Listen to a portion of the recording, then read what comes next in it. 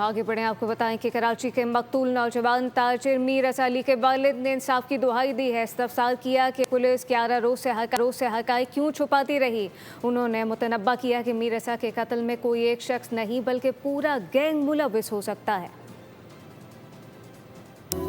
देखा नहीं जा रहा यार कि जिस तरह उस बच्चे को तशद्दुद किया हुआ था कि बाबा बाबा बाबा, ऐसे लगता है कि वो हमें तकलीफ में पुकार रहा है। जिस तरह उसको लिटाया हुआ था, जिस तरह उसका चेहरा दिखा रहे, वो नहीं देख पा रहा हूँ। हुकूमत मेरे बच्चे की लाश पर क्यों खेल रही है? पुलिस 11 दिन तक हक़ाइक़ क्यों छुपाती रही? मीर रज़ा के वालिद ने मुश्किल सवाल पूछ लिया। उसको पहले बेहोश किया गया, उसके बाद उसको मारा गया, और उसके ऊपर मुझे ये नहीं समझ आता है कि हमारी हुकूमत मेरे बच्चे की लाश पे क्यों खेल रही है।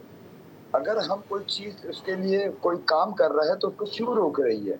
कौन है इसके पीछे? जो 11 दिन तक आपके इतने बड़े जिम्मेदार इन्वेस्टिगेशन ऑफिसर जो थे, वो भी चुप रहे। बोल न्यूज के प्लेटफॉर्म पर फूट फूट कर रो पड़े। कहा, कानों में बाबा की आवाज गूंजती है।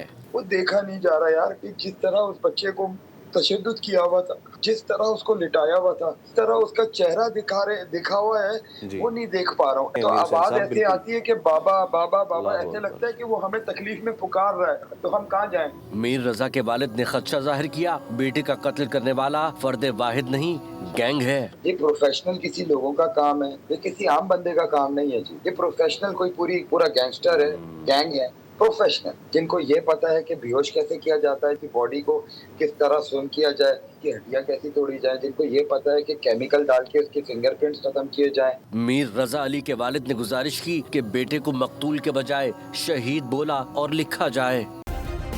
सब्सक्राइब करें और बेल दबाएं ताकि कोई खबर रह न जाए।